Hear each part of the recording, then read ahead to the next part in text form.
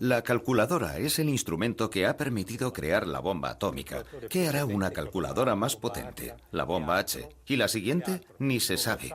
Pero podría ser algo terrorífico porque anteriormente ni siquiera sabías que estaban haciendo la bomba atómica, pero la hicieron con calculadoras. ¿Y hoy? Computers certainly could help to destroy human freedom. Computers can help man to build or to destroy. They can make war or peace. En aquellos tiempos, si sabías algo de ordenadores, sabías que estaba pasando algo misterioso. No era descabellado tener miedo de este tipo de cosas. Cualquier persona sensata habría sentido miedo. Dicono che le macchine domineranno l'uomo, che ne faranno uno schiavo, che il futuro sarà meno umano. Dicono che la nostra vita sarà decisa dalle macchine e da chi le userà. Excuse me, what do you think about computers? We're terrified of them. Control, control, control. Every day you read in the newspapers that computers are controlling something else. It's my belief that the government will link up all the computers and we'll all be controlled. And there'll be no freedom left. La opinión pública vive la pesadilla de un futuro dominado por los ordenadores. Pero el que las fabrica prosigue impertérrito el desafío de la búsqueda de una calculadora cada vez más potente. Y cuando más enconada es esta competición, en 1960, la Olivetti sufre un duro golpe. Muere Adriano Olivetti, y con él la visión de una vía italiana hacia la informática. El único que hereda el espíritu pionero de Adriano es su hijo, Roberto Olivetti.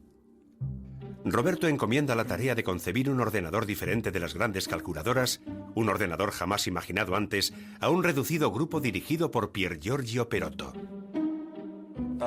Perotto es este. Aquí estoy yo. Y detrás está Garciera, que todavía no se parecía tanto al Padre Pío. Garciera tenía un aire bastante juvenil. Se ve que era un joven de aquella época.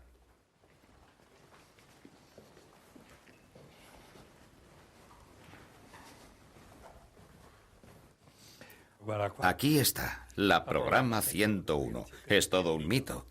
Empecé a trabajar en esta, mi primera experiencia laboral, y mira cuál fue el resultado. Aquí es donde empezó toda la historia del ordenador personal. Todo eso nació aquí. Yo tenía 19 años cuando empecé a trabajar con Desandre en esta máquina. 19 años. En 1962, Perotto y su equipo aceptaron el desafío y se lanzaron a un proyecto impensable en aquellos tiempos. Pensamos en una microcomputadora, una computadora de tamaño reducido y accesible al usuario individual, sin intermediarios, es decir, una máquina de mesa, pero con una característica especial. Debía ser manejable por un usuario no especializado. La idea fundamental era ofrecer un instrumento a un precio razonable y que cualquiera pudiera tener en su mesa de trabajo. Perotto me dijo, piensa bien si te interesa hacer algo de este tipo, porque tiene sus riesgos. Sabemos cuál es nuestro punto de partida, pero no sabemos cuándo llegaremos, si llegaremos o cómo llegaremos. Era algo que debía ser elaborado desde el principio. Y era tan difícil incluso explicar que posiblemente fuera factible, que el ingeniero Perotto dijo, chicos, yo no os voy a contar que tenemos una idea y que en suma pensamos que es factible. Quiero sacar un producto, quiero que lo vean, porque si no, la gente no nos va a creer.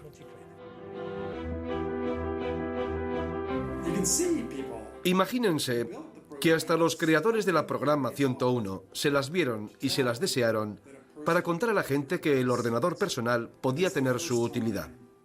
Fue la primera vez en la historia que alguien intentó realmente hacerlo. Una computadora que se pueda poner en la mesa. Una computadora pensada no para los técnicos de los grandes laboratorios, sino para cualquiera que quisiera utilizarla. Tal vez ni siquiera el grupo de Olivetti lo habría sospechado, pero esa idea fue la chispa de una revolución que cambiaría el mundo. Hoy, cuando hablamos de un ordenador personal, Pensamos en el objeto que utilizamos a diario, pero hace 50 años aquello no era realista.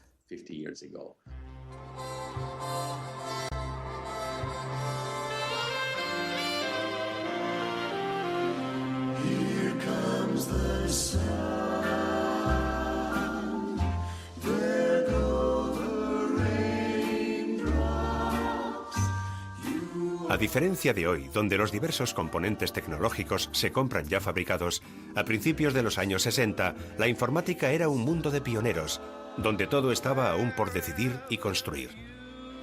Para llevar el ordenador a nuestra mesa, había que inventar una nueva fórmula, dotar a la tecnología de nuevas formas, mezclar elementos jamás pensados ni creados. Éramos como Miguel Ángel ante una piedra sin tallar. Estábamos frente al vacío porque no teníamos ninguna referencia, ni ningún producto lejanamente comparable a lo que acabaría siendo la programa 101. Entonces no había nada, o sea que empezamos de cero.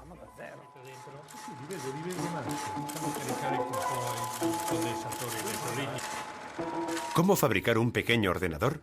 Cuando en 1962 el punto de referencia de la informática eran las grandes calculadoras de la IBM, enormes salas climatizadas y filas interminables de armarios conectados entre sí por kilómetros y kilómetros de cables. El grupo de Perotto sabe que debe superar pruebas a las que nadie se ha enfrentado anteriormente. El problema no era tener la idea de hacerlo, sino cómo hacerlo. Y la idea de hacerlo no se nos ocurría estando dentro de la ciudad prohibida de las grandes calculadoras, porque de allí no se baja. Allí uno permanece siempre entre las nubes, contempla la estratosfera, cada vez más alto. En cambio, había que mirar más hacia abajo. La primera gran prueba, la más difícil, es lograr condensar toda la potencia de una gran calculadora en una caja tan pequeña como una máquina de escribir. Esta era la memoria disponible en aquella época. Compleja, costosa.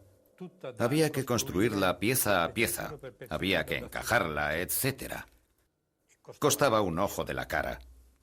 A veces renqueaba. Y además era un mamotreto, muy engorrosa. No valía para lo que nosotros queríamos. Con ella no íbamos a ninguna parte. De manera que buscamos otra memoria. Y elegimos la línea magnetoestrictiva, constituida por un hilo de acero armónico, como la cuerda de un piano. Y en torno a esta línea construimos nuestra máquina.